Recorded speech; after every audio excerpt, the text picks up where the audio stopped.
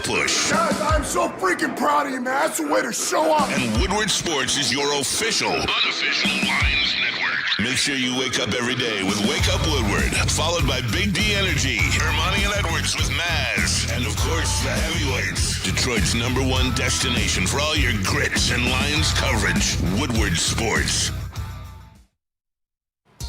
Let's do this, T. I'm Rhett. We are here. This is the Lions Weekly Update. My name's Matt Broder. You are Matt Broder, and Matt Broder has been obsessed with this top 100 list. Yeah. You just jump right into it. Yeah, I am. Well, here's the deal. The NFL has come out with the top 100 players voted on by the players. Now, your boy, they have gone from 100 to number 20. Yes. Now they're going to reveal the top 20 players. Your boy, Jared Goff, is not on the list yet, which means one of two things. Jared Goff is either a top 20 player or he's left off the list totally. Yeah. What's it going to be? Top 20 or not even in the top 100? Correct. He's got to be top 20. He's got to be. He has to be, right? Like I thought he was going to maybe find a spot in between 21 and 30 once That's his name. what I said top 40. Yeah. But his name hasn't been there yet. There have been some other quarterbacks named, like Matthew Stafford's number 59. Okay. Justin Herbert's 56. You know what? Oh, stop. He may not be on the list. You think Because so? every list I've seen has Stafford ahead of Goff. Me too. But And this is didn't- by the players. Yeah, and this didn't factor in injury. This was just the players voting on who they think's the top 100 players in the league. There were some weird names throughout the list, so I don't know if the players are dumb enough to keep him out of the 100 or they're smart enough to put someone who received MVP votes in the top 20. Well, he was fifth in MVP voting. Mm-hmm. So he's got to be in the top 20. He has Although to. I don't think he's a top 20 player. I'd say top 40. Yeah, I'd be happy with that too. You know me. I love me some Jared Goff. You and Young Stick. Yes. Well, other lines who have not been named. Penei Sewell, Yeah. top 20 player. Got to He's be gotta top on 20. Yep. there. Jameer Gibbs has not been He has been named. He was Oh, actually yes. number 27. Okay. Number 27, this was a nice list because they had Bijan Robinson at 62. Okay. But Yes? when we see the top 100 list next year, Jameer Gibbs is going to be higher than 27. He'll be top 15. Mm-hmm. He's gonna continue to climb. St. Brown hasn't been named yet. He's top 20, but the thing that hurts him is he doesn't blow the top off of things. You know, he's a possession receiver, very good at it, but Yeah. I think that marks him down a little bit. Yeah, but But he's got to be a top 100 player. he's got to be top 20. And I'm thinking if the players are voting on him, the players might respect his game more than the fans or ex-writer a Pete Prisco from down in Chicago. He's got to be top 20. Right. Jamar Chase, Justin Jefferson. I don't think CeeDee Lamb has been named yet, but I don't know that for sure. St. Brown's in there. Now, Aiden Hutchinson hasn't been named He yet. has. They had Hutch at 55. Huh. I think that has to do with being injured, being young. Yep. Because he doesn't have great stats because he's been injured. a Right. lot. He had him through like 10 weeks last year. He was still at the top of the league in sacks and pressures. Right. Led the Lions in pressures, I'm pretty sure, for the entire season. But you got to finish the deal. Yes. So 55 probably sounds right for Hutch right now. Yes. But once again, when the list comes out next season, he will be much higher than that. I think so too. But there's one that's not on the list, a Lion that's not on the list yet. And I'm really worried that whoever put this together for the players did something despicable and kept him off the top 100. Why does that bother you? Who cares? Because especially stupid list. this is my guy. Like, you can't not be on this player can't be I out know of who the it top is. 100. You don't have to talk. It's Brian Branch. Yeah. That's your boy. Yeah. He's considered better than Kirby Joseph, who's ranked 71. 71. So, will Brian Branch make it? The safety rankings in this confuse me. We got Kirby Joseph at 71, a fine number for where Kirby is, but Kyle Hamilton at 51 from the Baltimore Ravens. Right. But, he plays for the Baltimore. A lot of it is reputation. He plays for the Ravens. Oh yeah. Kyle Hamilton, I think he's way too low. Okay. I think Kyle Hamilton, with all due respect to Branch, is the number one safety in the league right now. Okay. So I think 51 is way too low. What blows my mind, they have Green Bay Packers safety Xavier McKinney at 30. See, you just don't like the Green Bay Packers. I don't, but he's not even better than Kirby Joseph. More or less Kyle Hamilton and Brian Branch. Well, he had a great year, 8 interceptions. He's a very good player. Somebody's disagreeing with you. So Brian Branch isn't going to be on this list, and Xavier McKinney's at 30. No, maybe Brian Branch is on the list. When does the top 20 come out? I think over the next week or two, it'll all be revealed before the season opener. Okay. So, chat, let us know first. Do you think Jared Goff is a top 20 quarterback? Oh no! Here's what chat. Here's what you get to decide: is Jared a top 20 player, or does he not belong in the top 100? Right. That's the choices right there. Yeah. This. I actually think we're gonna have some issues with the chat today. Like, I'm worried about people saying that Goff should be out of the top 100. But they'll say people here don't like the starting quarterback for the Detroit Lions. They don't like the third string or there's another quarterback. No. This is the first time where I've heard that the third string quarterback is not better than the starting quarterback. Yeah, I think that third string quarterback has shown us everything we need to see out of the one Hendon Hooker, who I think is walking death row right now. I think he's a zombie. I think it's over. A zombie. And I'm putting you in charge. Yeah. Are you keeping 3 quarterbacks? No. Or are you trying to create more depth at either offensive line, defensive line? So I say get rid of his ass. I think it's time. You know what? If you're not a top 100 player for the Lions, you don't belong on the roster. I was going to follow up, Terry. Should he even be on the practice squad? Like, it's not like it's a perfect fit in the offense. Dan Campbell said it yesterday after the game, and I don't know. I'll get your opinion because you think sometimes Dan Campbell lies to us. He is. I'm not going to say he's lying to us about Hendon Hooker.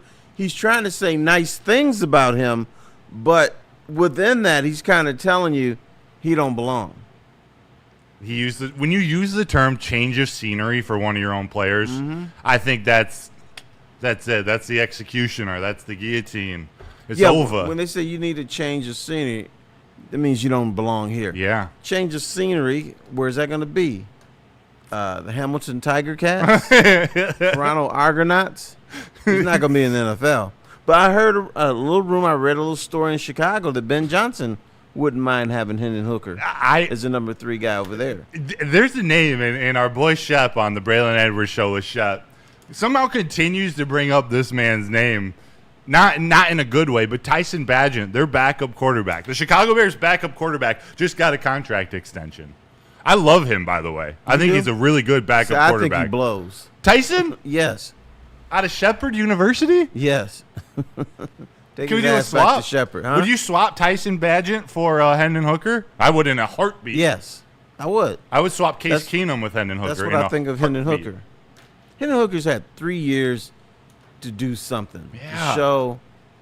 And he's like 38 already. You know the only people who are supporting him? JB. Well, JB and old black men. He hasn't gotten enough of a chance. How could he show what he's done? They won't let him give him a chance. The reason they don't give him a chance is because he blows. Yeah, it's not looking good. Well, they've given him a chance. They've given him, just like J-Mo, who started his career with the Lions with a leg injury and missed your first training camp. You need time to develop. Hendon Hooker got the same treatment. They gave him all the time in the world. Plus.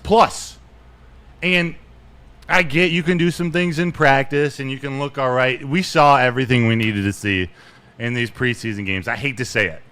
As much as people are praising Isaac Teslaa for His touchdown catches over D'Angelo Ross, number 37 on the why are you so salty about him? This dude is like, you like what's his face? Tim Patrick.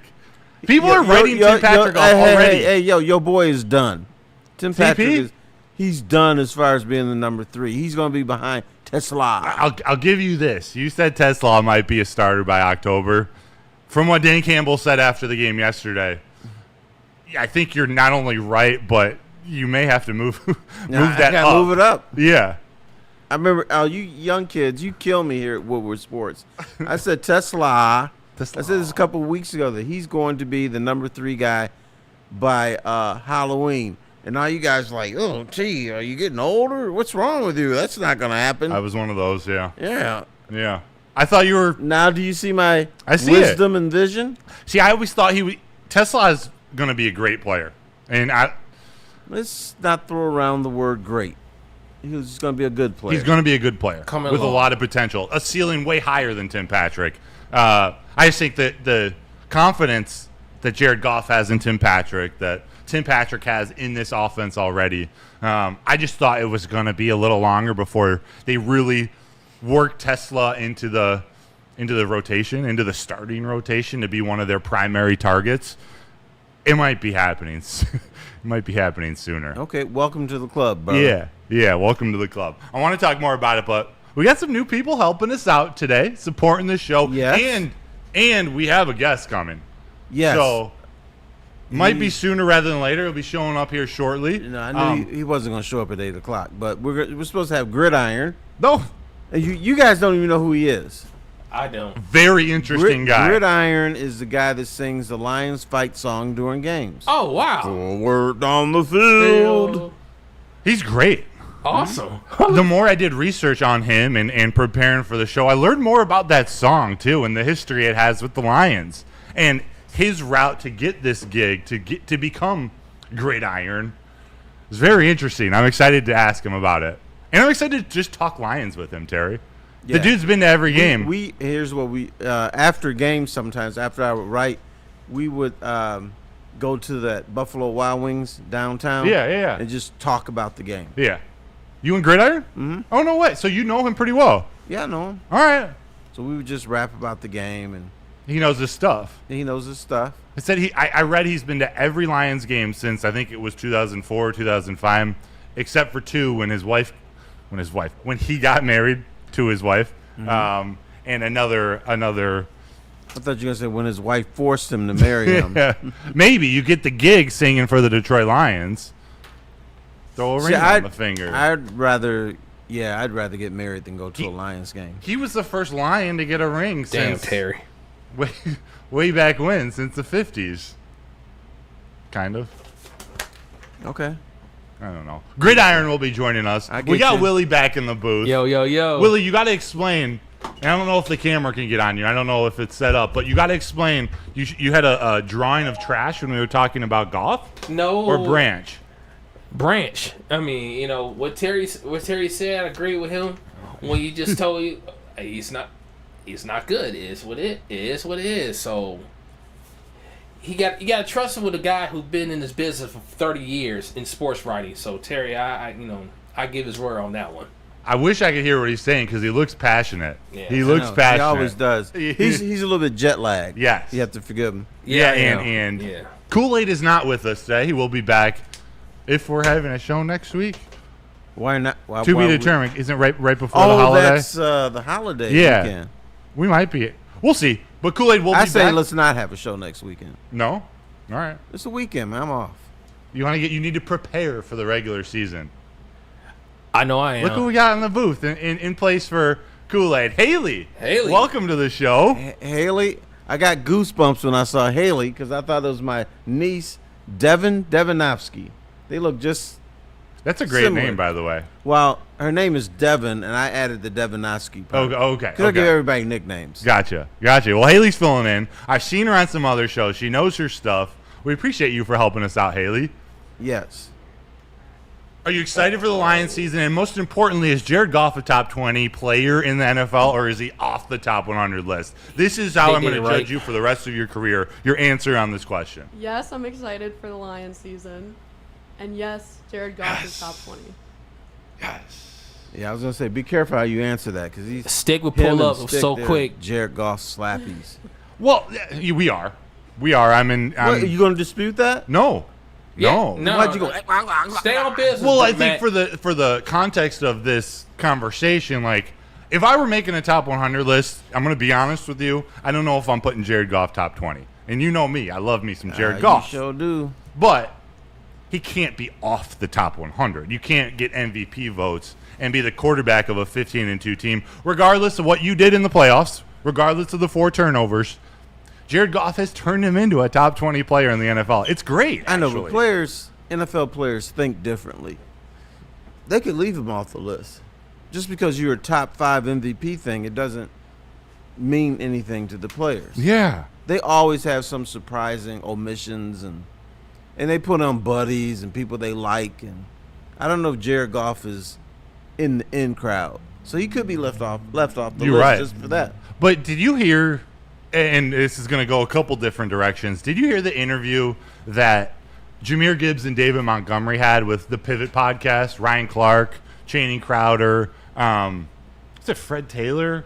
The third one, I think it was Fred Taylor. How they described Jared Goff. With swagger. Tell us. It was, and I wish we had the clip of how David Montgomery described him. Yes. You know what I'm talking about? Yeah, he was like Jared Goff is like that one white boy that can hang out with all the black guys. Yeah. He knows what's up. Like he's that one white dude who the crew has his back no matter what. Jahmyr Gibbs followed up, and my favorite part of what Jahmyr Gibbs saying is what I've been trying to say for years, and I think Stick has been too. Jahmyr Gibbs was like, yeah, people keep talking about he's good because he's got all these weapons and whatnot. And Jahmyr Gibbs like he's got to throw us the ball. He's got to get us the ball. Like, come on, people. They got his back. But yeah, that's true. But here's what I've found out about the NFL. If you like a player, it doesn't matter how much help you have. That's one of your guys. He's a top 5 player, top 10. If you don't like him, then it's like, well, he's got all these weapons. Right. So, and here's what I say. When was the last time a quarterback won a Super Bowl with bad talent around him? Seriously. It's never happened. Right. Joe Montana had Jerry Rice. Mm. He's pretty good. You're pretty damn good. Right. Matthew Stafford had Odell Beckham Jr. and but MVP candidate Cooper Kupp. Odell Beckham Jr. wasn't Odell Beckham Jr. He was pretty damn good for them that year. Fine, yes. Cooper Kupp was an MVP candidate. Yeah, and Cooper Kupp, right. Yeah. Von Miller, Aaron Donald. Bam. Must be nice. I didn't mean to make this Goff versus Stafford, but yeah, you always do. I do. Now, you're excited about something else. Robert Porsche is going to be in the Lions Ring of Honor. I think it's pretty cool. And the Pride of the Lions. Pride, whatever they call it, the Pride of the Lions. This should be the Ring of, well, Dallas is the Ring of Honor. Dallas has their own issues. Right. But Robert Porsche, yes. he's going to be inducted at halftime of their home opener on September 14th versus the Bears, versus Ben Johnson and the Bears, week 2. Right. So that should be exciting. Porsche is a guy. I covered him. I talked to him a lot. I thought he was a very good rush in. My problem with him, he jumped off sides too much. Think so? Yeah. I don't remember that part about it for him. But was that a problem that he had? It was a problem. Really? Yeah, they be lined up. He goes, oh, shoot. Was that part, like, I don't want to go the same old Lions route, but, like, growing up, it was always, every time the Lions were going to make a tough defensive stand, someone would jump off sides. There'd be a pass interference penalty. Or there'd just be a wide receiver wide open 15 yards down the field. Yeah. He was a great player, but I think he was part of the mental mistakes that the Lions made. He would just jump off sides at the most inopportune time. Interesting.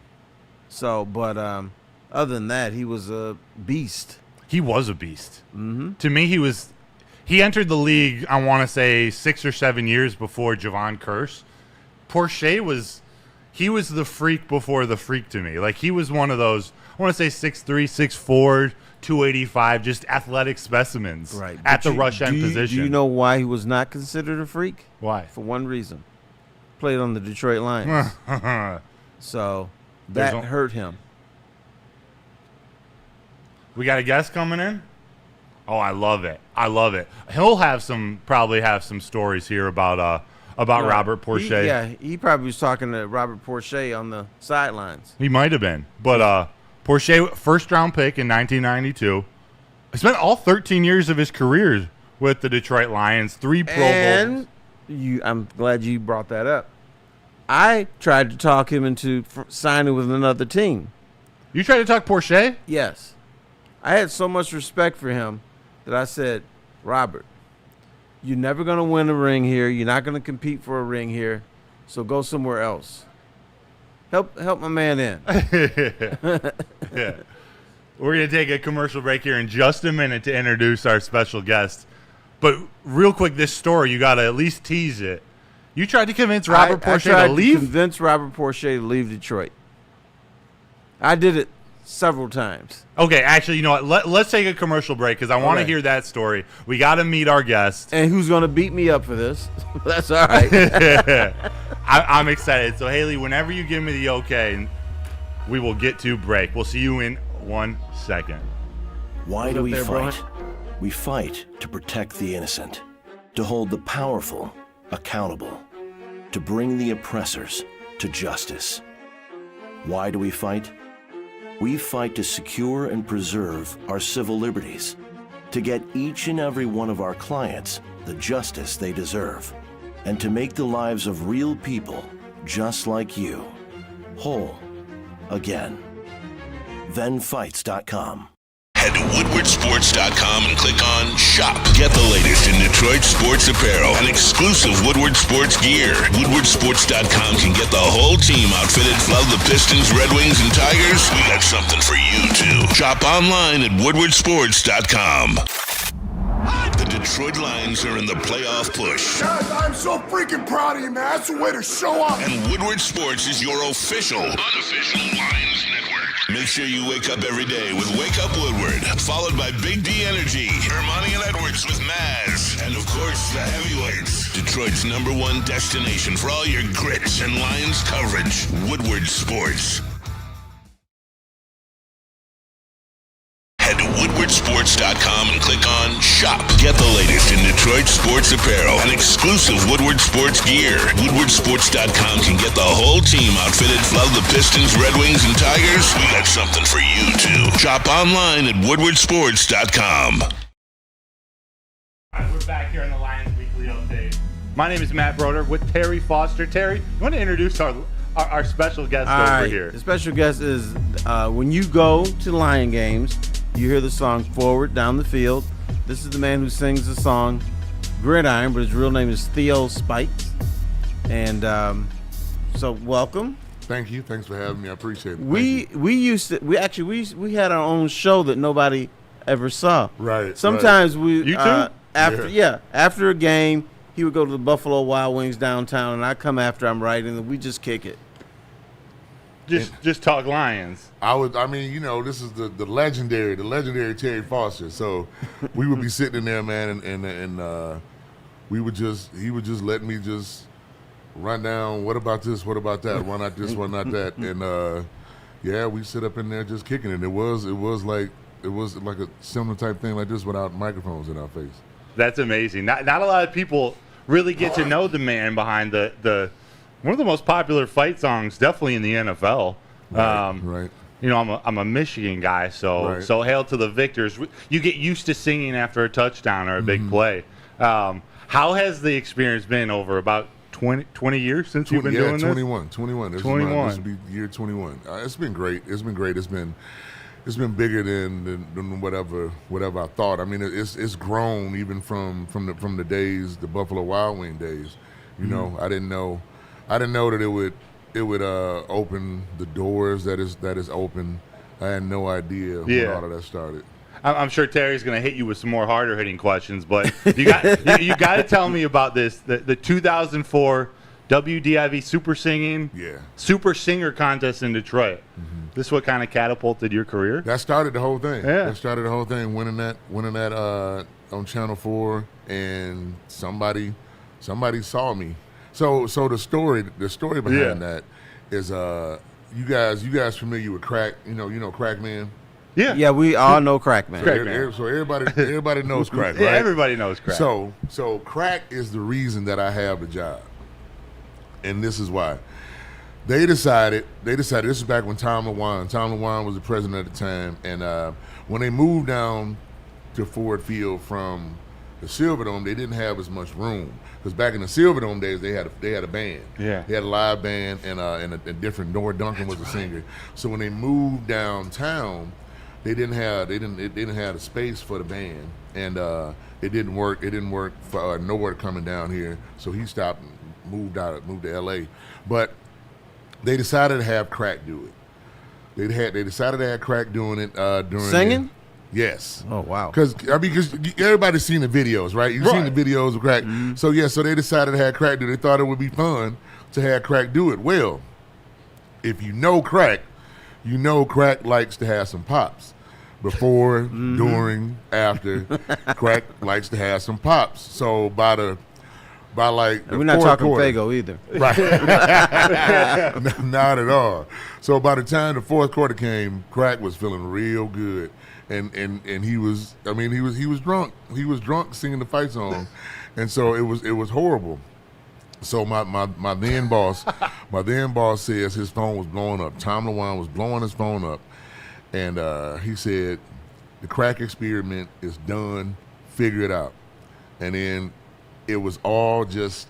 This was like the first preseason game, and then this was back in the day when they used to play when they were playing the four games. They had 2 at home, 2 on the road. So I ended up being on Channel 4 around that same time, and Channel 4 was pushing me as a. This was when the Pistons had just won the championship. That's right. So they were pushing me as a huge Detroit sports fan, which I was, of course, but it just worked out. It caught somebody's eye, man, and then the rest is history. Now, did you have to sing "Go For It"? Did you have to sing that song to get on there? No, I never did it. I did a Luther song. I was getting my whole. Also, Ruben Studdard won American Idol that same time, so that was the whole everything. It was Detroit's Velvet Teddy Bear, because that was Ruben's thing. So it was Detroit's Velvet Teddy Bear. So I actually did a musical arrangement that Ruben did of a Luther song. It's a Superstar. I ended up calling the song my audition song. Whenever I would go somewhere and audition for a musical piece, I would still sing that song. As the song works. Wow. Now you got a band now, so you play around town. Yeah. I'm all over now. Whether it's solo, it really just depends on the day of the week. I could be solo on Tuesday with hanging with my boys somewhere on a Wednesday, and then full wedding band on the weekends. That's awesome. Yeah. That's awesome. We got to take a quick break, because here in the chat, Sideless539 on YouTube, Super Chats can come, and he donated $5, and he said, I wanted to thank Theo for last year in a preseason game against the Steelers. He let my nephew sing the rah, rah, rah part. It was a big moment for little man. Yeah. So that's Byrne, one of our loyal supporters. Thank you, Byrne. I appreciate that. The kids, man. The kids. Yeah. The kids started the whole, whatever Gridiron became, it became that because of the kids. You know, because the first time somebody asked for an autograph, it was a kid. And I was like, I said, you want an autograph or what? And they said, I want your autograph. So I had to go home. I mean, you know, so I don't write in cursive that much anymore outside of signing my name. Most of us don't. Yeah, so I was like at home trying to come up with a cool way to write doggone Gridiron. So if anybody has like some of those early Gridiron signatures, they look definitely different from whatever I signed it like now. So are you Gridiron or Theo? So I'm Theo. I'm always Theo. But it's just I guess like the brand now has become Theo Gridiron. So that's usually how I build myself for my own shows. But that's what the gridiron is what opens the doors. Yeah. Independent Aquaman in the chat. Please ask your guest to give us a close-up view of what it says on his cap and wanted to see the design. Looks sweet from a distance. I think it's just. It's got Lions, NFC. I haven't seen that hat. It's dope. This is actually like a couple years over Lions. Yeah, this Lions NFC. It's dope. I have like way too many Lions hats. That's your thing. You wear Lions fitted every game, right? Yeah. And did I read you've only missed 2 games in these 21 years? 3 now. 3 now. Okay. 3 now. It was 2 preseason. It was 1. So you know the song Faithfully? Yeah. So in the song Faithfully, there's a line that says, "Loving the music, man, ain't always what it's supposed to be." Yeah. Well, my wife, shout out to her. She has to schedule whatever we got going on around the Lions, around the music, all of that stuff, and for the most part, she does it without any issues. But she said, "I do." She told me that whole thing. I schedule my whole life around this stuff. She said, "But I'm not scheduling my wedding around that." She said, "I don't care what gig, what game. This is when we get married." Yeah. So I missed for my wedding. I missed for Illich wedding. Mm-hmm. My band, they hired us. It was a huge thing at Motor City. I missed for that, and then so those were 2 preseason games. Oh, okay. Then preseason. Last year, a good friend of mine was celebrating his 30-year wedding anniversary. So we all went to Italy. We did 2 weeks in Italy. Worth it. That was real man doesn't get married in the fall. Right. But August is really right. It's preseason, so it's right before the season starts. That doesn't count. Yeah, You good? Yeah. And it's really the day only is really only affected like what Saturday only comes around like what. You know what? You've only missed 1 game because preseason doesn't count. Right. Like if Jared Goff, they don't say, well, he missed the preseason game. Right. No. Right. Tim Patrick hasn't played yet, and he's still the number 3 wide receiver on this team. For maybe he is. Yeah, like after what Teslaa's been doing. Right. You've seen. Actually, I want to ask you the difference in this team the last couple of years versus the first. We'll call it 16 years, 17 years. Yeah. It's got to be a different vibe in the stadium around the city. Mm-hmm. What gets you charged up to sing that song after touchdowns? Now you have a lot of touchdowns to sing it. I mean, I really, really like this football team. Yeah. I really like them. I made a Facebook post the other day. Like, when have we ever seen at the same time 2 Lions players on both sides of the ball picked to be in the running for Player of the Year? That's a good point. When have you ever seen that? When have you ever? I don't even. I mean, even with a Chris Spielman out there or a Porsche going in the Pride, like I don't think we've ever had 2. Even though we got a lot more, but I'm speaking specifically about Jahmyr Gibbs and Aiden. So like both of them are the top 4 picks for Player of the Year. Offensive Player of the Year, Defensive Player of the Year, finalists for sure. So like to watch these guys, and I mean, I got blessed. I was on the field back during the Stafford to Calvin days. So I saw the greatest wide receiver that I've ever been able to see up close. But as a team, this is like, it's incredible. Yeah. Rod Wood talked about it on the flagship a couple days ago. I think it was on the Carson Anderson show, how they really like the guys they've drafted, and they've got 5 to 6 players that are in the top 5 at their position. Yeah. When you talk about St. Brown, he's the top 5 receiver. Sewell's the top 1 offensive lineman, a top 3, a top 5. Brian Branch, Kirby Joseph, the list goes on. I think Terran Arnold is going to work his way in there in that mix too. It's a special team that's brewing. Yeah. We're going to be cutting guys that would have been starters on our team when Jared Goff first got here. Absolutely. And I was arguing with some cats the other day because they were trying to say, like, whatever. Everybody's still on going to get this other pass rusher. Yeah. And so they talk about the Lions don't want to spend money, and I'm like, they do spend money. I was like, Kirby Joseph is the highest paid safety in the league. They spend money, And so I'm like, but the problem, and it's a good thing, but the problem is they have so much homegrown talent that they have to pay to keep. You know, Brian Branch has got to get paid. Jameer will have to be paid. Aiden will have to be paid. J-Mo, yes. Jack Campbell. Yeah, I mean, the list goes on and on and on. They got dudes that we are either paying or letting walk. You know, but that's a championship thing, though, right? You're supposed to.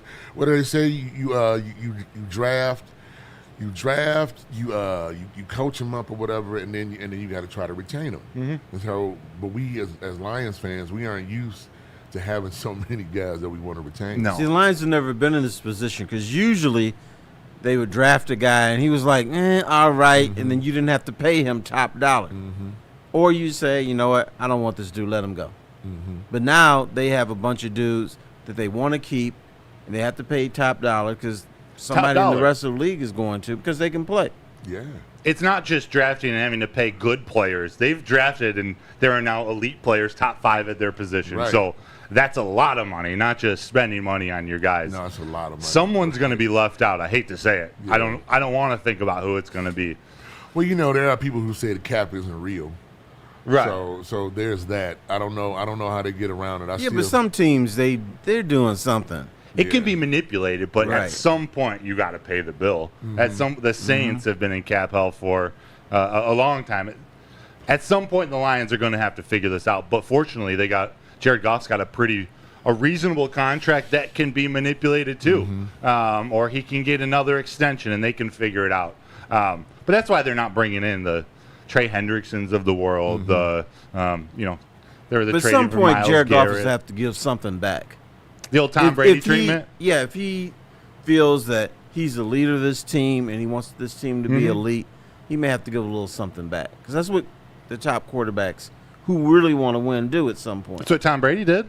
Yeah. The quarterback who Jared Goff lost to in the Super Bowl when he was in the Super Bowl. Tom Brady did something which is smart. Tom Brady was supposed to be suspended for a year, so he made sure the year that he was suspended, his contract was for $1 million that year, and then it jumped up to 20-something million the next year. Fair. So that's being strategic. Yeah. Greatest of all time. All right, when we return, I may make Gridiron a little upset with me. Uh-oh. Haley, are we able to take a break? Oh, I'm interested to hear what you got to say. Join us in the next 30 to 60 seconds. We will be back.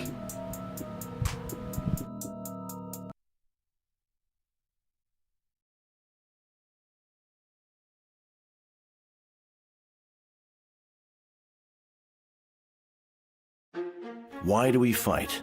We fight to protect the innocent, to hold the powerful accountable, to bring the oppressors to justice. Why do we fight? We fight to secure and preserve our civil liberties, to get each and every one of our clients the justice they deserve, and to make the lives of real people just like you whole again. ThenFights.com. It's part beauty, part beast. It's for those who dare to be different, for those who want to stand out, and for those who are built for more. The all-new Ineos Grenadier combines strength and style for an unmatched driving experience. Sold exclusively at Feldman Ineos of Waterford. Detroit Lions are in the playoff push. Guys, I'm so freaking proud of you, man. That's the way to show up. And Woodward Sports is your official, unofficial Lions network. Make sure you wake up every day with Wake Up Woodward, followed by Big D Energy, Hermione and Edwards with Maz, and of course, the heavyweights. Detroit's #1 destination for all your grits and Lions coverage. Woodward Sports. Welcome back, everybody, to the Lions Weekly Update. We're here with Matthew Edgar Broder III today. The third today. Yes. All right. He used your government name. Gridiron, or Theo, as I know him. I heard a rumor that you're on Madden now. Yeah, man. So I heard the rumor too, right? Oh, they didn't tell you? No, Oh. they did not tell me. They did not tell me at all. So I don't play the game anymore. But recently, I think like maybe the one, it's on the one now, and I think the one before that, people started sliding into my DMs saying, yo, they got you on Madden. And they were like, they were talking about how cool that was. They got you on Madden. And I was like, wait a minute. I said, I was like, send me that. Send me that. So people would start playing the game, and they would just record it, and they would be sending it to me. And so then I still couldn't hear it that good. So I ended up making a Facebook post about it. And like, is this true? Are you guys hearing this? And then I had a whole bunch of people sending me this stuff. And so then finally my son, he got the game and played it, and then I heard it. And then my old boss that no longer works for the Lions, he texted me directly, and he said, that's 100% you. And he was like, he went down the whole thing of knowing the song better, or whatever. So man, I ended up, I got a lawyer. I was about to say that it sounds like they're using, I know it's a college football term, but they're using your name, image, and likeness. Yeah, so like the lawyer is basically like, so the game was going to sell regardless, whether they had Gridiron Heroes or not. Right. So we can't touch any type of profit that they made off the game, but licensing fees. You never contacted me about that. So they obviously, I'm sure they have a contract with the NFL to use stuff. So I don't own the song, but my version of the song, that's what's out. That's what's on Spotify. That's what's on YouTube or wherever. So but you can't just take that and just use it because you got to deal with the NFL. And you said the character in the game looks just like it's you. It's my voice. Oh, it's my voice. They don't have me on there, but it's my voice. So this is what the lawyer told me, because we were going over a bunch of different scenarios. He said some years ago, Ford wanted to use a Bette Midler song, and she didn't want to do it. So they bought the mechanical rights to the music and hired one of her backup singers who sounds like her to do it. Interesting. And she was still able to sue them because it was still the song. When people heard the song, they represented it with her because it was her song. So it's the same thing with me and Gridiron Heroes. When you hear that song, you think about me doing it. Yeah. That's part of your brand that's been built up. That's your brand. Exactly. You are the song now. Yeah. Exactly. Song's been around since what, the 1930s? 1930s. 1930s, but now, I didn't know it here's something until... you may not know. Do you know what they used to play at Tiger Stadium when the Lions kicked off? At Briggs? Yes. Yeah. They had this really stupid song. It was just the band playing. They'd go dun-dun-dun-dun-dun-dun-dun-dun-dun. Do do do do do do. Do you remember that song? No, I don't remember that one. Yeah, that's what they used to play. And then when someone made the tackle, they would go at Briggs Stadium. Tiger Stadium. Okay. All right. No, I did not know that one. Right. That's the first time I heard that one. And I get a lot of old school fans that come up who go all the way back to Briggs, to being outside, everything. But no, I haven't heard that one. So I used to go to games. I had a suite. And all the suite was the third deck, whatever that is up there. So it was still outside. It was still cold, but you got free hot chocolate. Oh, come on. That's all I remember.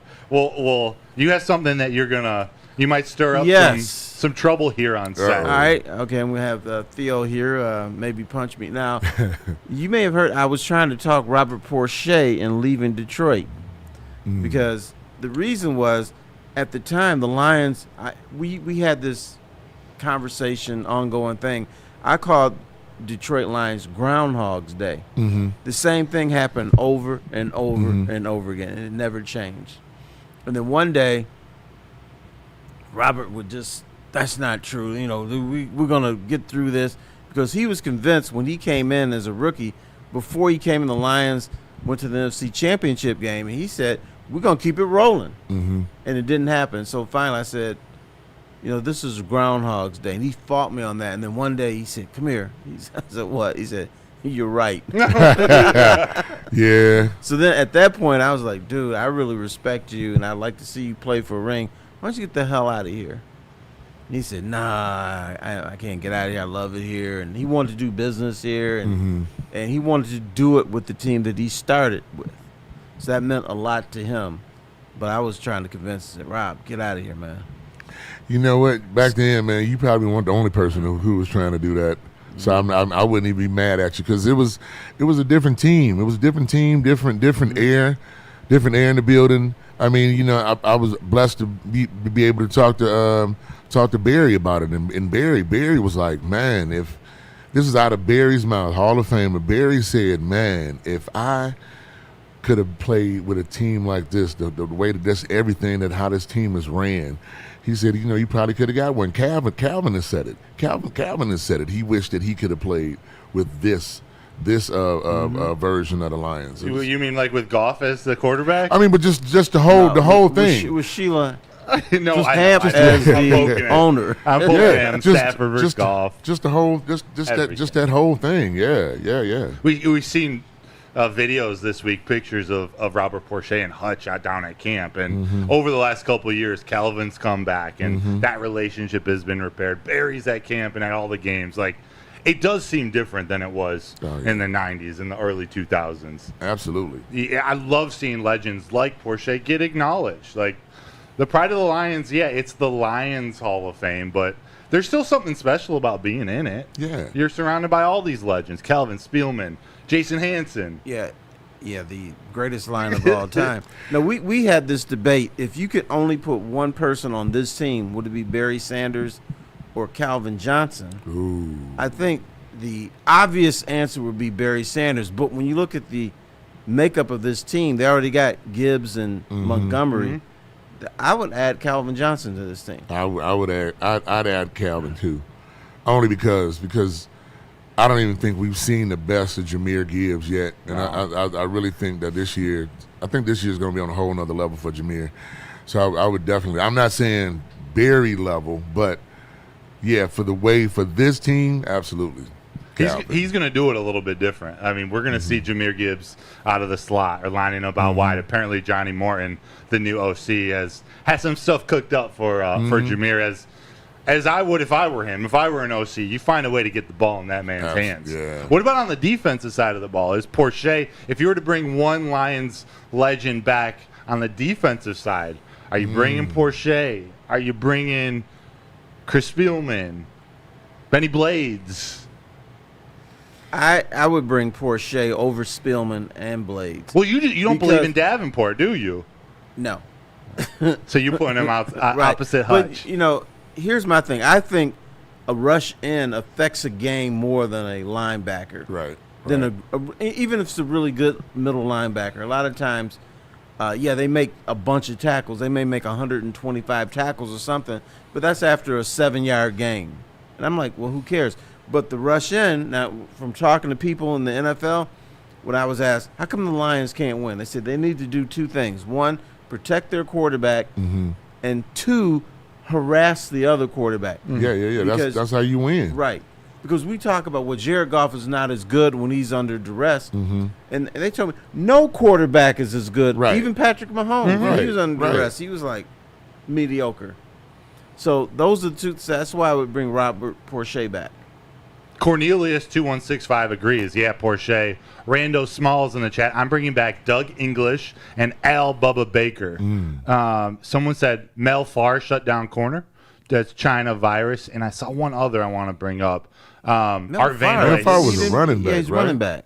Yeah, China virus got that one wrong. He must have meant Lombardi. Probably so. Probably. Steve DeJong and Art Vandelay say, and Ndamukong Suh. Bring back Sue. Man. Put that boy in the middle. Man, hell no, man. Here's why. I mean, you also saw him. He was a very good defensive tackle, but he was not that guy that could unite a locker room. Man, let me tell you about Sue, man. I don't think I've ever been more disappointed in a player because you watched Nebraska Sue, right? Nebraska Sue was something. I swear I was more hyped when the Lions drafted him than probably more hyped than Barry, more hyped than I was hyped. Roy Williams. Yes, yeah, right. I was hyped for Sue, and no, I mean he I don't know whoever he was in Nebraska. I don't think he came to the Lions as that guy. It was just the air around him. It was just different. It was not like not in a good way. Not in a good way. Okay. No, I mean, I would talk to dudes and said, we talk about camaraderie. Maybe I talked to him about what you guys do together and stuff. And then I was so. You go out with Indominus Sue? Oh no, he don't go out with us. He don't be bothered with us. No, it was. He had nothing to do with his teammates. Nothing, and to see this whole new thing where he was talking about the Lions should have paid him over Stafford and his issues with Stafford. I'm like, no, they shouldn't. It was supposed to be Stafford. It's your quarterback. I mean, and then Sue was not for us. He was not what Aaron Donald was to the Rams. Right. It was he didn't have that impact.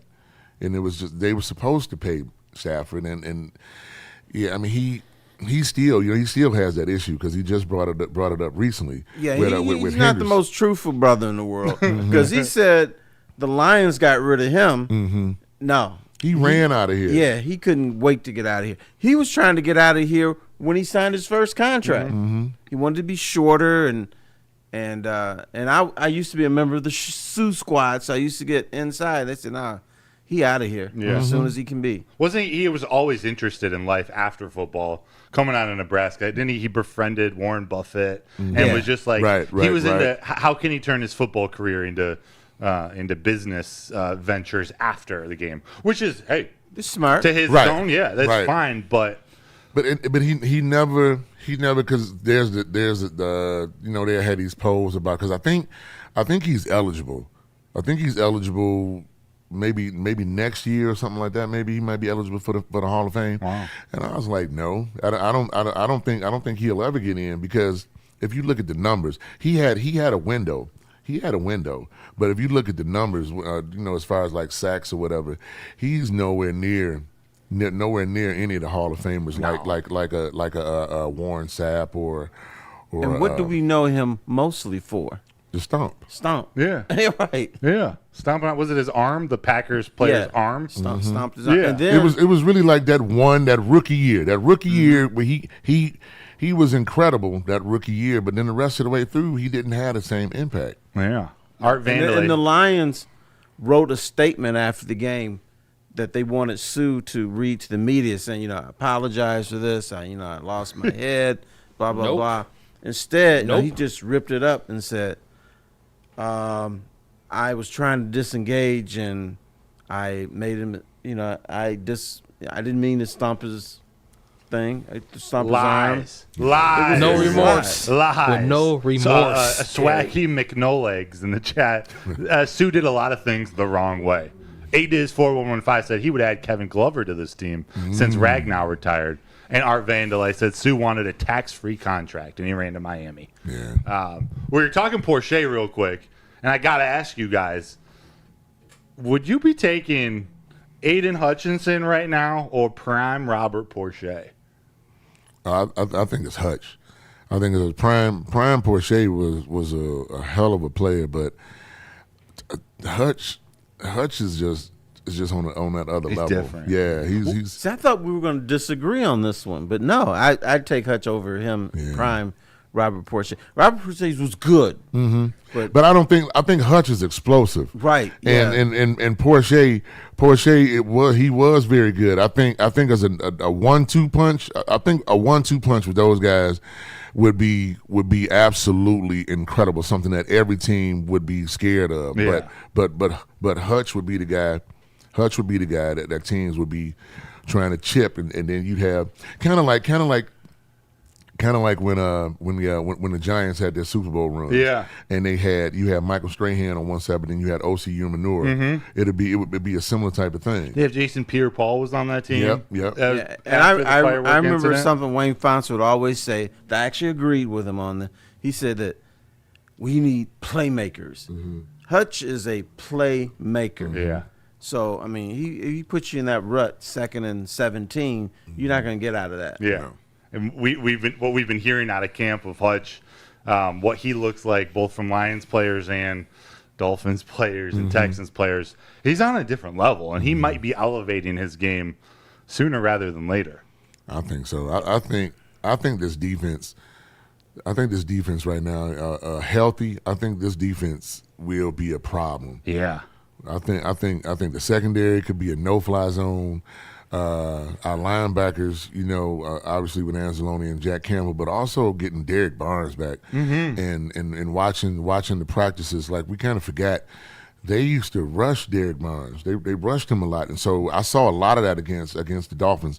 I went to one of the joint practices. Oh, fantastic! And they had Derek Barnes. They would have Derek Barnes down to come down and be opposite of Ayton, and I was like, that's right. He did do a lot of that back then. When he was at Purdue, that was what he did mostly. And he was doing it. He was doing it for the Lions when they went to the NFC Championship. Yeah. He was doing it. Yeah. So even last year before he got hurt, Calvin Shepard was putting him in that Sam linebacker spot. Just forget all the linebacker coverage. Just go get the quarterback. Yeah. And he's an athlete. So him back healthy could be one of those additions we haven't been talking about enough. Here's what frustrates me. What, Terry? About the Commanders game. They said, well, that defense sucked. People act like the Lions sent their starting 11 out there on defense to play against the Commanders. These were dudes that working at Burger King and Burger Chef. And Pepe's hamburgers and fries and stuff like that.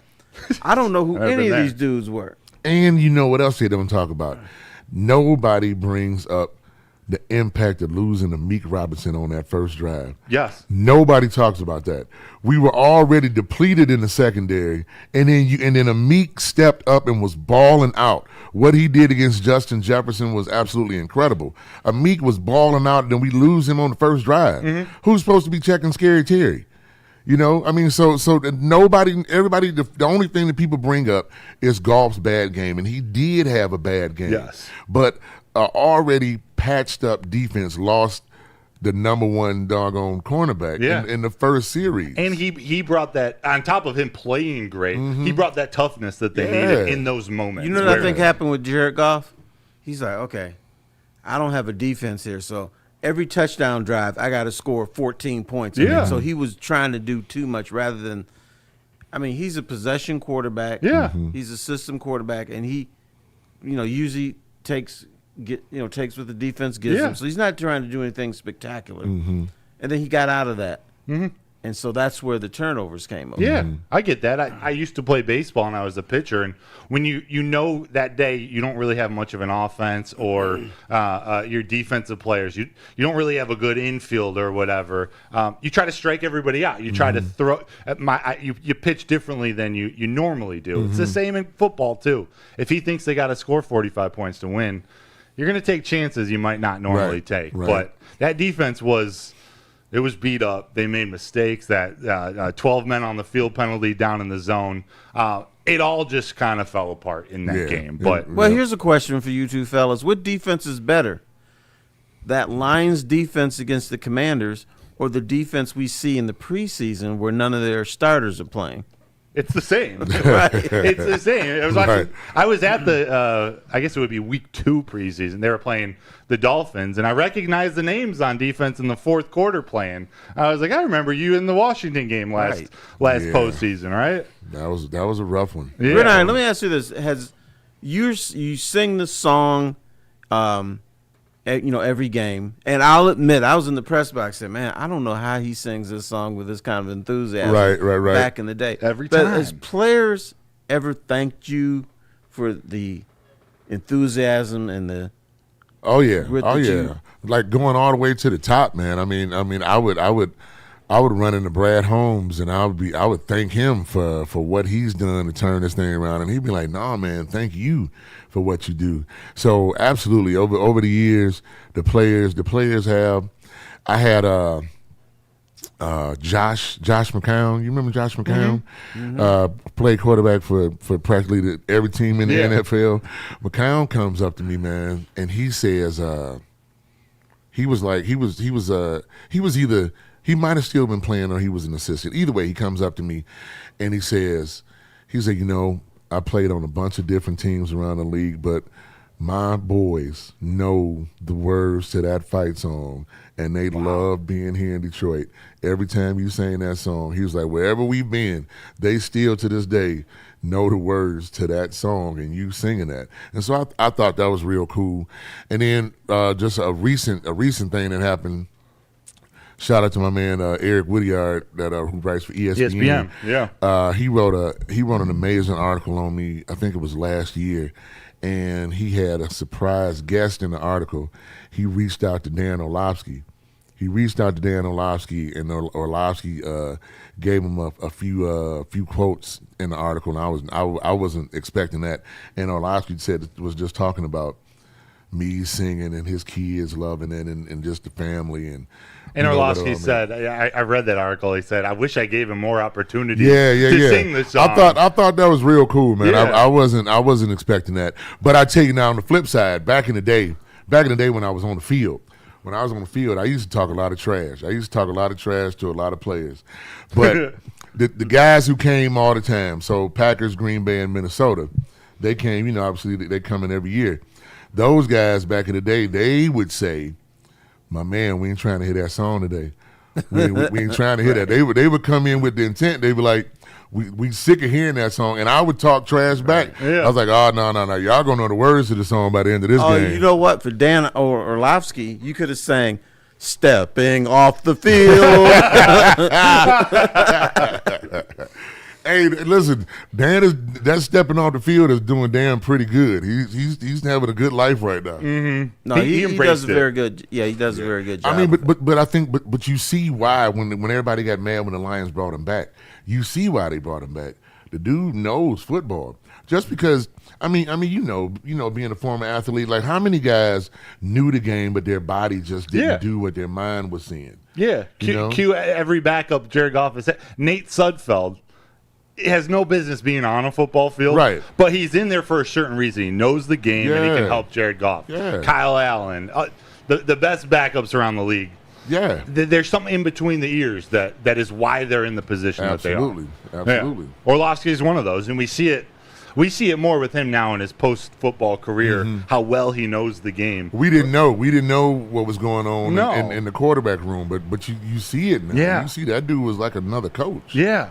There's no attribute on Madden or you can't measure arm strength. You can't measure Jared Goff's processing ability in any one metric, but that's one of the ways Jared Goff is an elite quarterback in the league, because he can process so fast and make the throw. And then one of the reasons probably why for those Hendon Hooker fans who are still out there, because I just had some dudes arguing with me about that just yesterday.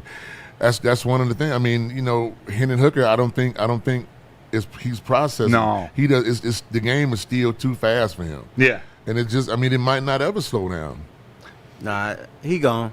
I think so. I think he's not processing it. Physically, he can still do some things, but being a quarterback is you got to process it's the mental part, and he's not doing that right now. But you had mentioned Calvin Johnson earlier. You know how I knew Calvin Johnson was going to be the greatest wide receiver in Lions history? How's that? Before he even played a game, I always thought the greatest Lion wide receiver was Herman Moore. Mm-hmm. He told me before he even played, this dude is bigger than me, he's faster than me, he's going to be better than me. And he said, by far, it's not even going to be close. That's before you even played. Herman Moore said that? Yeah. Well, that's wow.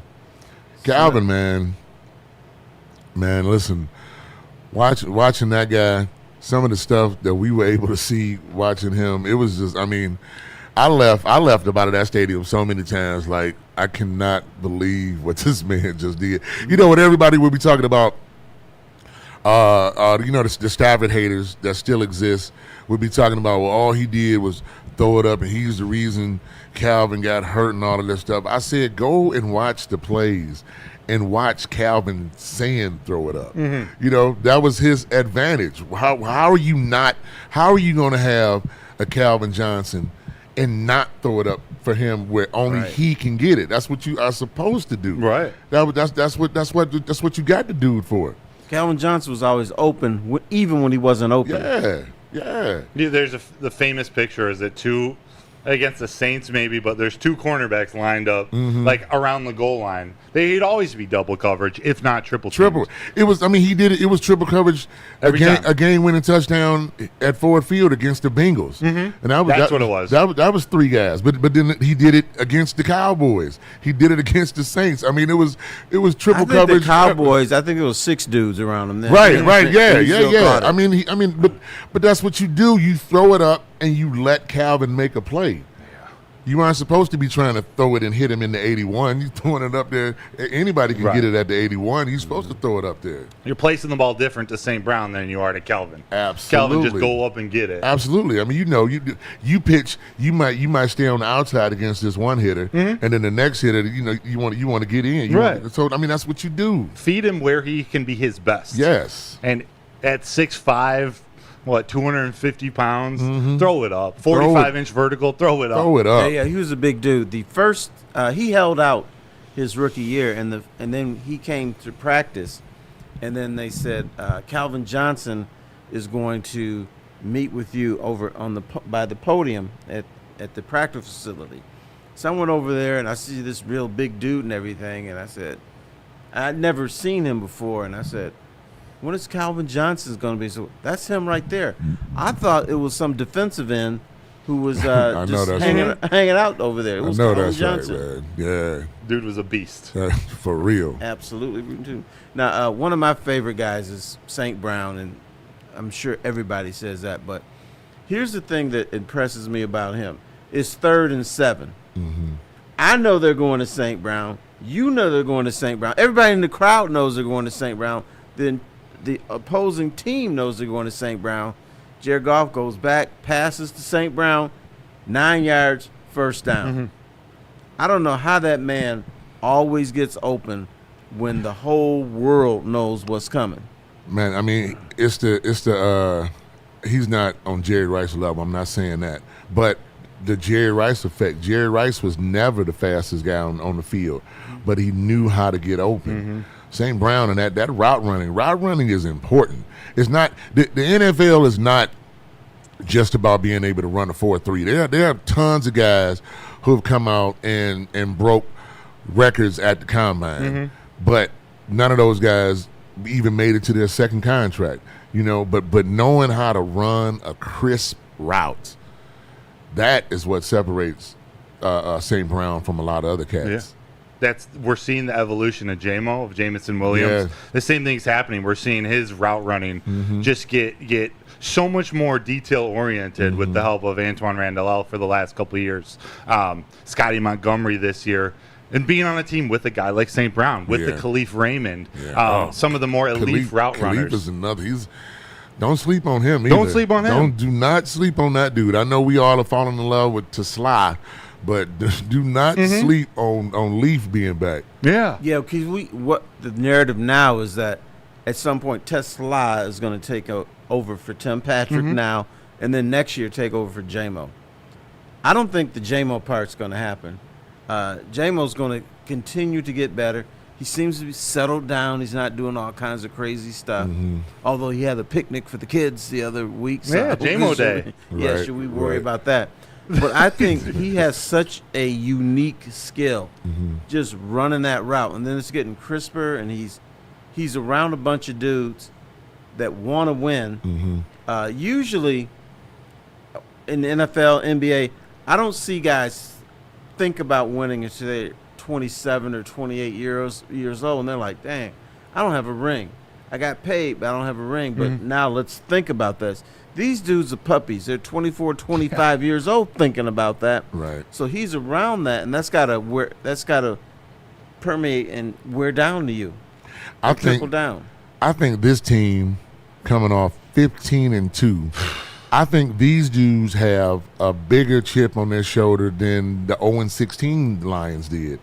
These guys, because like just driving out here, one of my boys sent me an article and was talking about the disrespect. He was like, literally just coming in, he was talking about the disrespect that this team was getting. Like people just seem to forget they didn't go 15-2 by accident.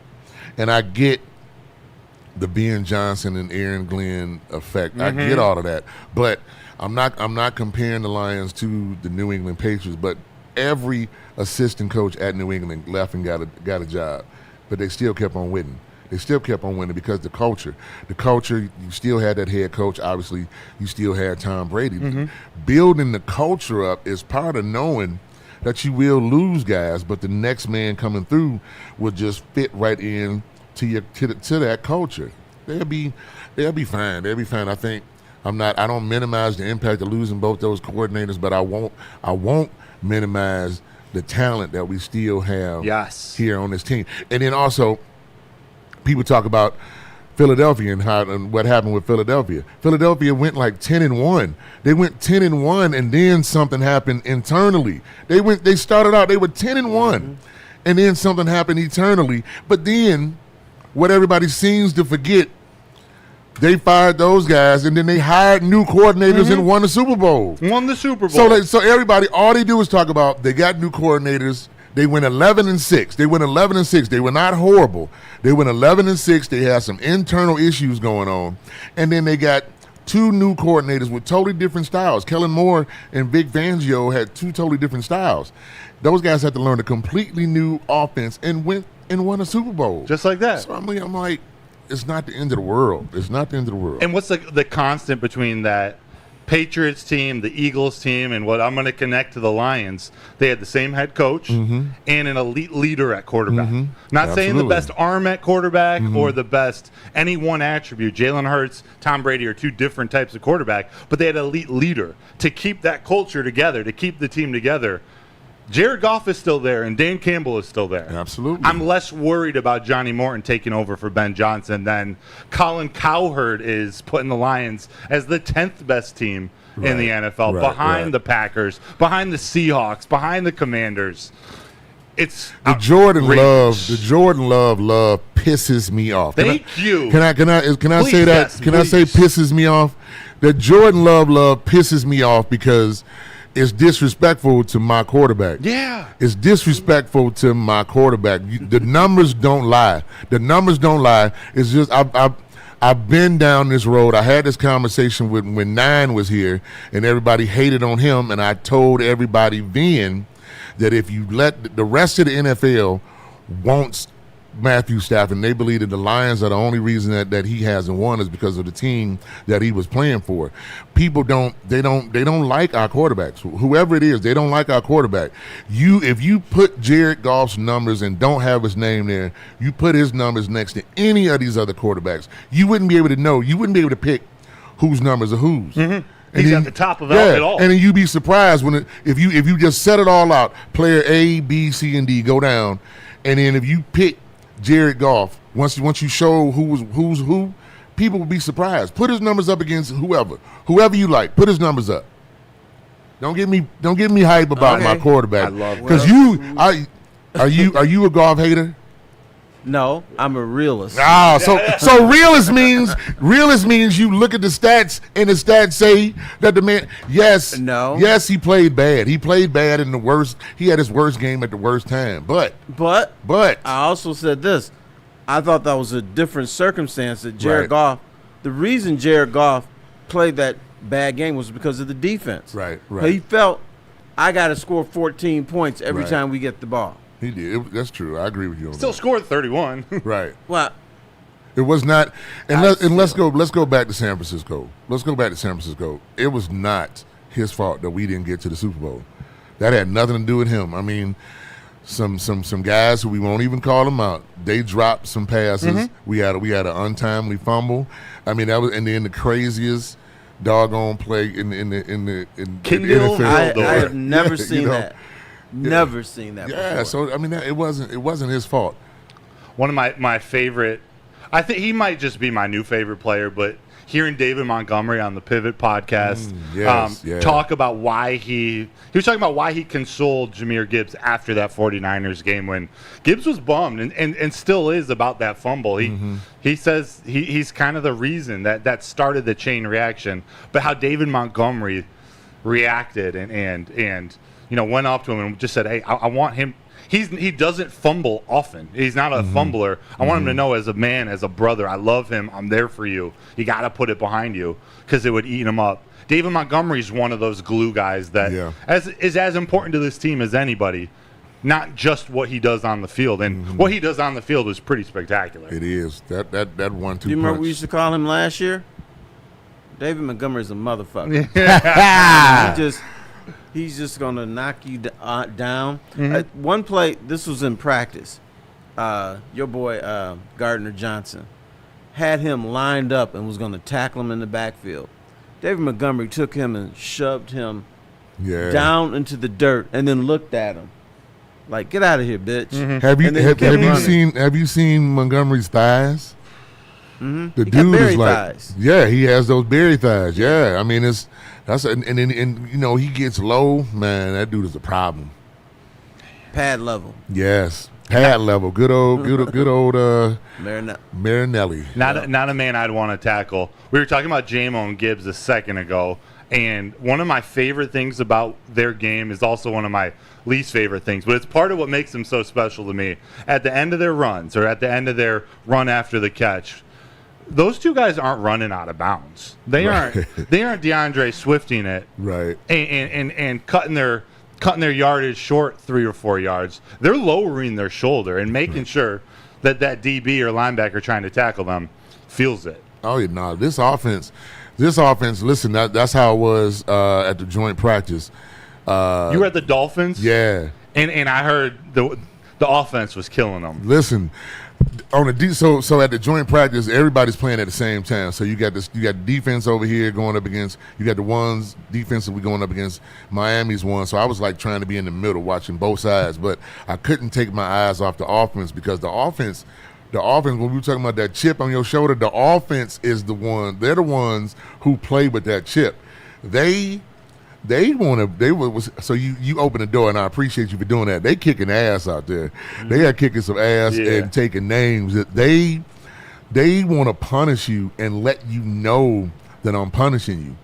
You know, I mean, it was incredible watching it. They are nasty, and to see offensively, to see a team that walks like that, like I love it. You're not as worried about Johnny Morton taking over. As some people out there. No. I mean, they've been preparing for this for like 2 years. Yes. Right? Yes. And so if they can create a Ben Johnson, they can create somebody else who's going to be just as good. Did we know Ben Johnson was going to be Ben Johnson when they gave him the reins? No. We didn't know that. Now, I don't know if you heard this, but they wanted to get rid of Aaron Glenn. I'm talking about the fans. Yeah, they did. They did, absolutely. Now, all of a sudden, he's the greatest coach ever. Right. But I said, but y'all wanted to get rid of him. Right. A lot of people did. You wanted to get rid of him, and we didn't. We had no idea that Ben was going to be. And I think people don't give Dan Campbell enough credit for being a coach. They think Dan Campbell is just kneecaps and motivating, and just I don't think they understand his imprint in the X's and O's and the game plan. He's smart. Yes, he's a really smart coach. He really is, but people don't. That's one of the reasons why I'm okay with going to these new coordinators because of him and his impact. It's his offense. Yeah, it's absolutely. And Johnny Morton's offense. He was coaching the offense when they fired Anthony Lynn. He was he was doing the game plan and then calling, and then obviously it became too much for him to be doing, and then the rest is history. But the man knows what he's doing, and Johnny Morton as well. And part of what makes Dan Campbell so special, his self-awareness is on a different level. He could be the offensive coordinator and call the plays, but he knows he's got to put guys in the best position to be successful and put himself in. And his job is to be the leader of that team, to make sure everything is running like a well-oiled machine. And he picked Ben Johnson. Like he groomed him to be what he was. Why can't he do that again? Yes. I mean, he picked Johnny Morton. They could have went and got anybody. Everybody wants to coach that team. Everybody wants to coach here. Everybody wants to play here. Everybody wants to coach here. I mean, how many years have we been able to say that in this history? But they could have got whoever. They could have got the next young and upcoming, but he wanted continuation. He was like, we got a good thing going. I don't want to mess that up. I don't want to stir that up. You got to believe in him. He had he believed it was too soon for Tanner Engstrand to be that guy. Tanner Engstrand went to be the OC, I think, at the Jets with Aaron Glenn. But Kelvin Shepard was ready. There's a time to make an internal promotion. There's a time to go elsewhere. I trust Dan Campbell. I think we all should at this point. Absolutely. At this point. Quick break here. I Dr. could be Derivative. influenced by Hard Knocks, but when I saw these guys working behind the scenes, I'm like, oh, man, these dudes are serious about this. They're not only teaching, but they're motivating. They're encouraging you, and the coach's job is just to put you in the best position to win. Yeah. And that's what they did. Yeah. And that's what they're doing. That's what they're doing. Dr. Derivative, a $5 super chat, says, Broder, good to see you, dude. Your boy got his dream job at SpaceX. I'm so pumped for the season this year. LFG Lions Teslaa looks so good. Shout out. Thanks for the super chat. We got 10 minutes left in the show. I got Terry Foster on my left. I got Gridiron on my left. Terry Foster on my right. We all look alike. We're wrapping up here. Are you thinking Teslaa's taking Tim Patrick's job sooner rather than later? Terry says before Halloween, Teslaa is going to be that number 3. Man, I mean, honestly, I don't know how it doesn't happen because of the explosiveness. Just I mean, you can't. You got a 6'4" dude who can run by people. You have to get him on the field. I mean, how scary would that be to have him on the outside, Jamo on the other side. Then you got St. Brown in there. You got Jameer coming out of the backfield. You got Laporta. That's scary. And now Tim Patrick, I don't think Tim Patrick makes anybody scared. He's solid. And solid. Sometimes solid is good enough. But like teams are really gonna have to figure out some stuff because you could send both of those guys out on flies, and then what you got to deal with this underneath. St. Brown, Laporta, TP. Yeah, I mean it's Khalif. It's gonna be incredible. I think Tim should definitely still be around. I think they carry 6 wide receivers, yeah. That's going to be the decision. Like 3 quarterbacks, or do you go with 2 to have a Meeks or Dominic Lovett? I've been thinking about this. You know what play I think is going to be really effective this year? What? The draw play. Because, Goff's going to go back, look around, and just dump it to Gibbs or maybe Montgomery because you got to protect that secondary, and these dudes are going to be loose on 5-on-5s, and nobody on that line can catch them. Well, they can't catch Gibbs, and they're going to get bowled over by Montgomery. Yeah, and they're not afraid to run a draw on 3rd and 9. No. 3rd and 12. The Chargers I game wouldn't 2 do years it, ago. but they probably wouldn't be afraid of it. Do you think Dan Campbell is scared of doing anything different? No. We have a freaking linebacker returning kickoffs now. Right. Dan Campbell doesn't care. He's just going to maximize their 53 roster spots with guys like Grant Stewart who can do multiple things. The linebacker fumbled, and Dan Campbell says, no, that was a mistake. We sending him back there again. Yeah. Let's see if he doesn't do it in the regular season. We'll see. Right.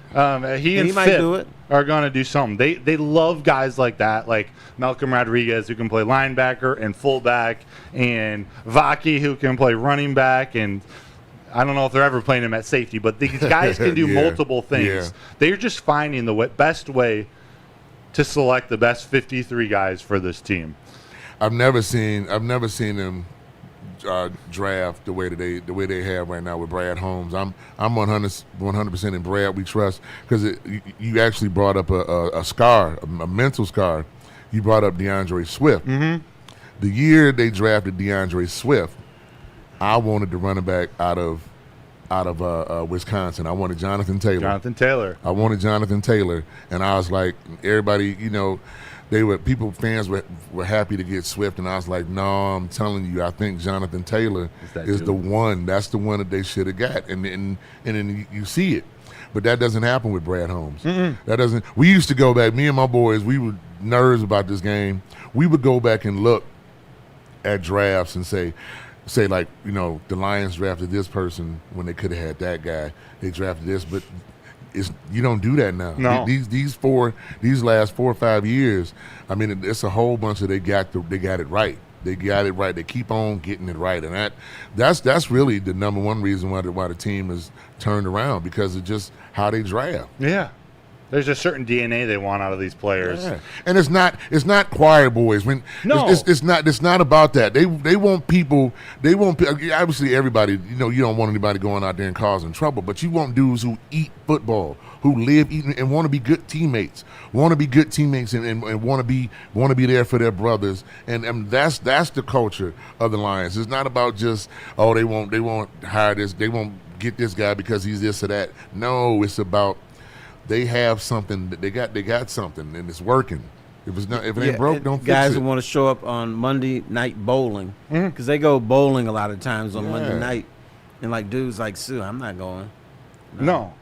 All of that stuff is important. Through all the drama of JMO, handing water bottles out and giving kids $100, like, have you ever heard anything from the locker room that he's not a good teammate, or that any one single teammate who doesn't want to play hard for that guy? Not one. No, because he actually sleeps and drinks football too. Yeah, not one. I mean, I've seen quotes like Anzalone on the other side of the ball.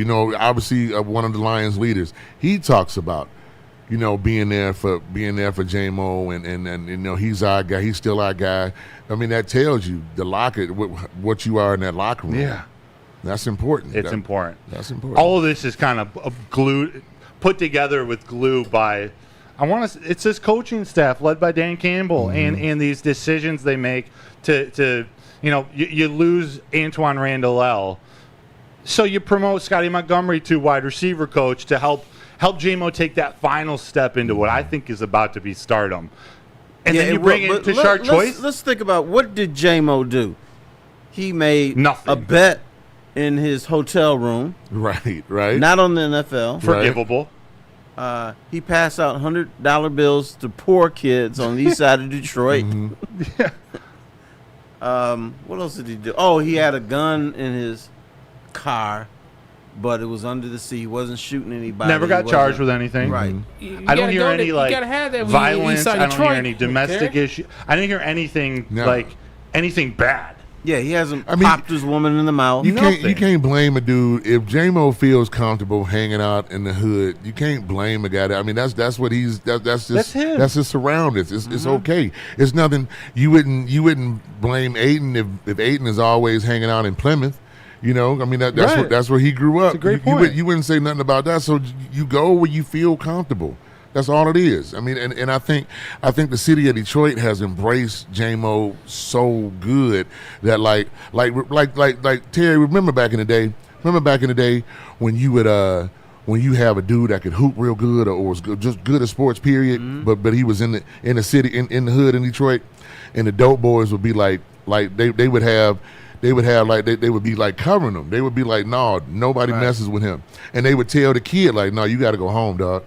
You got to go home. You got to go to practice. You got to get out of here. Get out of here. We about to go do this, but you going home because you about to do this. And they would live their dreams. You're going to represent us. So yeah. You're not rolling with us, but you are us. I think that's how Detroit is handling JMO. That's what I've been told. I love that. I'm an old guy. I live in the suburbs now myself, but a lot of the older cats, that's what they, the young cats in the city, that's what they say. Like if you hear about JMO being at the Coney Island at 3:00 in the morning, okay. The whole city is making sure that nothing is happening to him, though. If he's there at 3:00 in the morning, you best believe that he got people all out there with him looking out for him. I was not an elite athlete, but I had that happen to me when I was growing up. I went to this store to buy my cousin milk and cigarettes and whatever. So then when I left, I saw this dude follow me, and I knew this mug was going to rob me. Really? So then I started sprinting, so he chases after me. Then I hear this whole stop, and we both froze. It was the local drug dealer. So I'm petrified because this dude had people killed, had them beat up if you didn't pay him. So he came up and he looked at the other dude and says, "You leave this young brother alone. He's going to make something of himself. He's going to tell our story. That's love right there. And if anything happens to him, I'm going to hold you responsible." Yeah. So I'm like, dang. The local drug dealer looked out for you, Terry Foster. He was a drug dealer / numbers runner. Yeah. Good It's old like that. numbers It's runner. like that in Yeah. the city. So He had a monopoly in the hood. Yeah. But That's that happens at Irma Henderson Park, other parks where if they see a really good basketball player, Yeah. you leave him alone. Yeah. And then they talk to the player, how are your grades? Well, they're a little messed up. Let's get them up. Because if you're going to go to school, you're going to have grades. That's just part of the deal. So Yeah. you would get lectures like that. Yeah, you from would. Unexpected. Yeah, you would, because a lot of those cats back in that day, they were great athletes too, and they know going to the left messed them up. So they like, I don't want to see that happen to you. That happens in inner cities all across this country. You know, just because that dude wants to hang out in the city at night or whatever, it's not. I mean, you know, me and my boys, we would be up till the sun came up, just in the neighborhood, just kicking it, not doing nothing at all. But you know what I'm saying? But you know, I mean, that J-Mo will be fine. When you're more comfortable, you play better. Yes. You work out harder. You train better. You're more invested in the city yourself.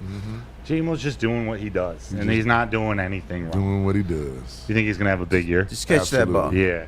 I think J-Mo's going to have a monster year. I don't know what monster year looks like because there are a lot of hands to feed. Yeah. But he's going to elevate his game. He will, and Teslaa is not going to take his job. No. He's going to make it very difficult for the Lions to pay everybody. Yeah. He's gonna push the limit on what a number 2 could get paid. He's getting at least T. Higgins money next year, or when the time comes. Yeah, he'll get paid. How much time we have left? We can. You guys got a few more minutes? Want to we got make a sure few I'm not more holding minutes. anyone? Come on with it. We're done if you want, but No. I just want to make sure. I do not want to leave here without saying something to you. Back in the day, man, when you took time to just kick it with me before there was a Gridiron brand, before I was going by Theo Gridiron, and I was just Theo Spite, a fan who knew how to sing. All of those, the phone calls, the texts. You know what I'm saying? You know, this was Terry Foster. You know, I mean, I grew up listening from when you were on AM all the way through. You know what I'm saying? And for you, you know, obviously in reading your articles and everything like that, you were always there for me, kicking it with me when you didn't have to do that, like just letting me pick your brain and giving me every ounce. I mean, I used to be like writing down the stuff. The dude was giving me knowledge. You know, because back then I was trying to be on the radio when 105.1 came up, and he turned me on to his agent. You know, hooked me up with Mort, like, you know, and we were trying to do some things. Like you always looked out for me, man. And I wanted the number one reason why I came here today was because I wanted people to hear me tell you thank you. Well, thank you for that. And you're a kicker. So that's why I can kick it with you. I enjoy. We should have had the camera rolling the Buffalo Wild Wings, man. We could have been on. I bet there would be some elite segments that you guys talking ball after games and alcohol. I thought we were. We didn't have a beer or two. I thought we had a beer too, but I thought we also had Pepsi sometimes. Right. Yeah. Sometimes after those games, it's late. The Lions weren't any good. Listen, those were some rough days, man. Leaving the stadium, because it was, I mean, the fans, man, the Lions fans are ridiculous, you know, but in a good way, because they, did you see how many people were there for a preseason game? These 2 preseason games, people were buying standing room only tickets to a preseason game. That's never been seen before. I used to have tickets back when it was still the hard copy tickets. I had tickets just lying on the table at home. Regular season games. No one wanted them. Nobody wanted to go. And now you got standing room only tickets to preseason. They're traveling to Chicago, Pittsburgh, LA. All these takeovers. Washington. Yeah, it doesn't matter. Yeah. That's a great point. The season's about to start, and we get to see that blue wave. I guess they don't play in Tampa, but that's the last one I vividly remember. Taking over the Buccaneers Stadium. They do it everywhere they go. The Cardinals, the Texans. I can't freaking wait for the season. The one this year is what's being called the payback game. So everybody's going. I'm going to that one too. Everybody's going to the DC. To Baltimore. Commanders. Going to the Commanders. Yeah. They're gonna. That's the payback game. Do they go to Baltimore? I've already stuck my neck on the line. Lions going to win that game by 10 points or more. Yeah. Double digits. What do you mean, though? Colin Cowherd had the Commanders as the 7th best team in the NFL. That's your 3 boy, spots man. ahead of the Lions. That's your boy. But you know what? I understand why people are downplaying the Lions because they keep thinking 1982 or 1977 is going to come back. That Matt Millen era is going to come back. The thing that kills me, and I get it from my brother-in-law. He says the window is closed. The window is closed. I said, dude, why can you say that? But these are puppies out there. The window is 24, 25 years old. Do they tell Josh Allen and the Bills that? Do they tell Lamar and the Ravens that?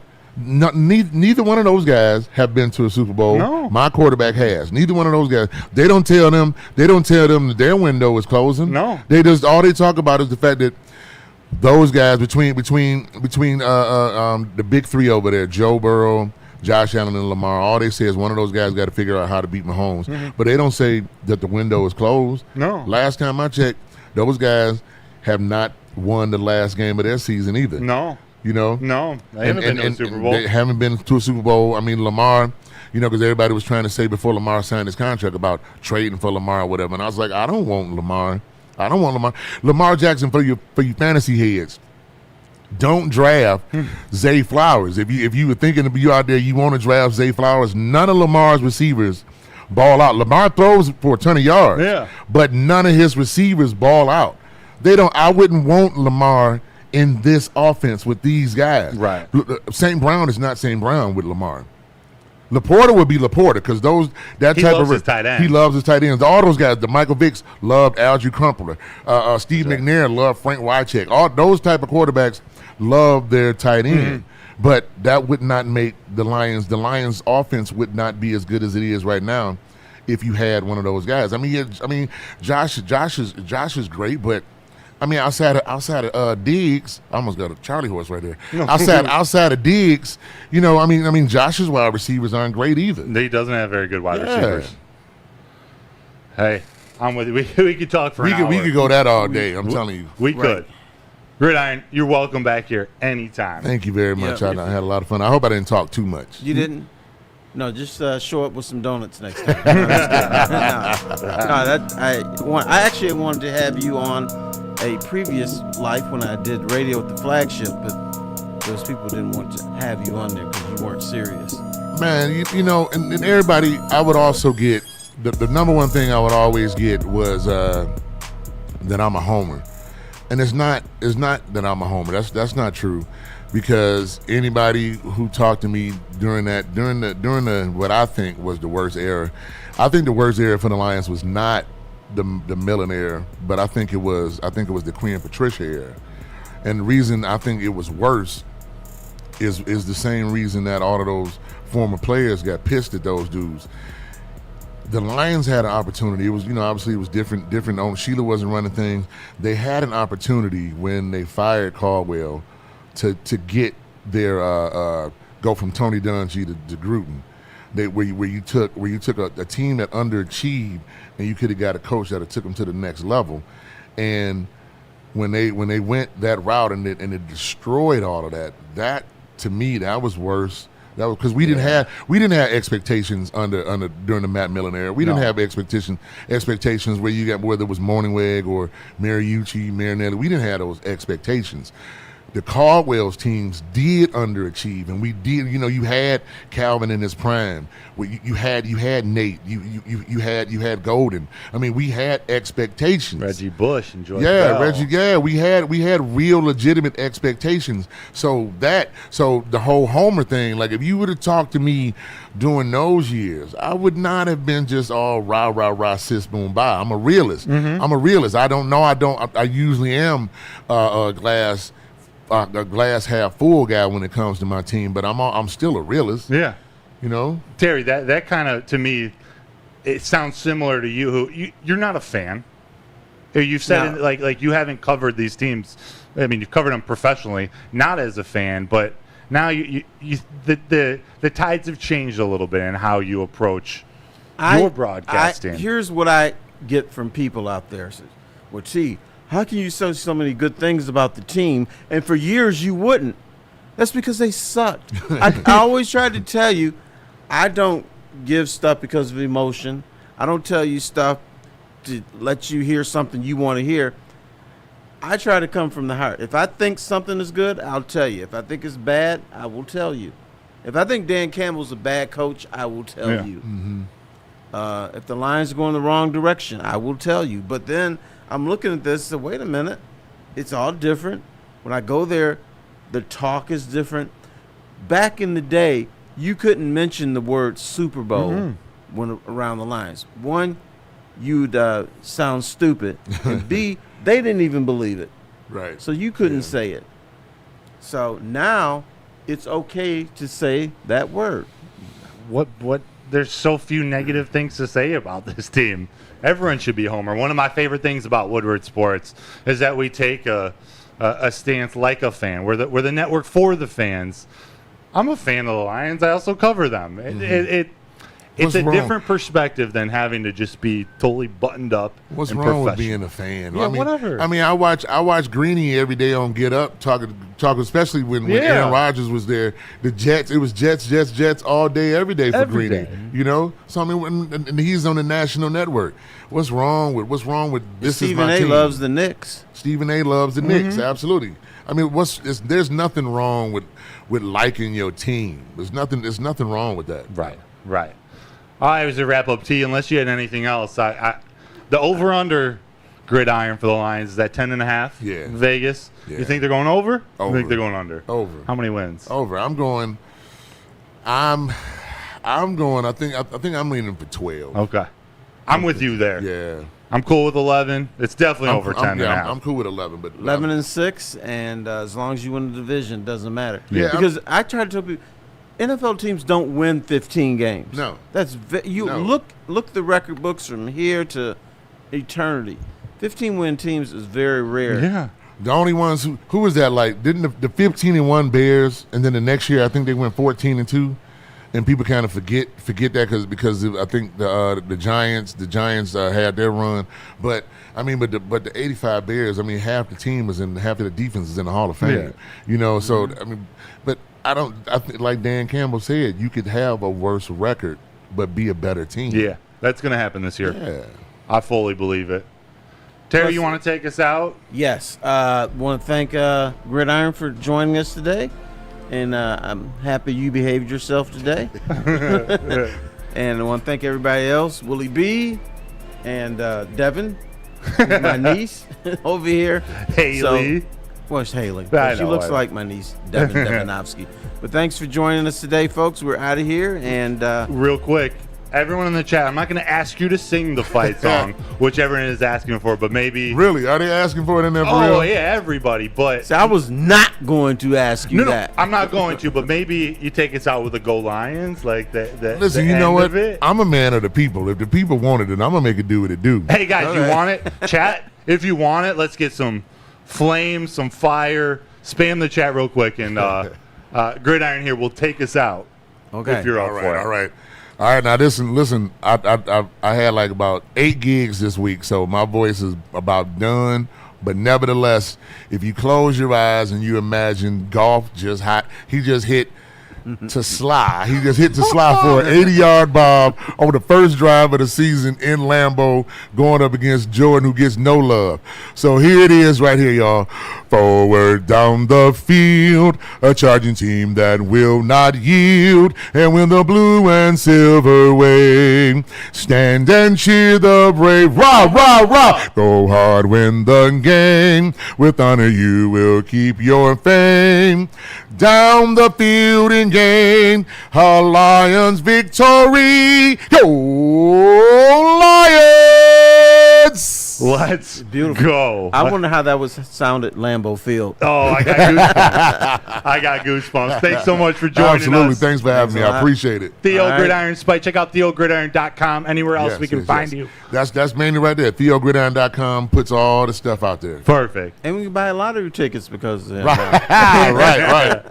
For Theo, for Willie, for Haley, for Terry Foster, I'm Matt Broder. This was the Lions Weekly Update. We'll see you in 2 weeks. Yes.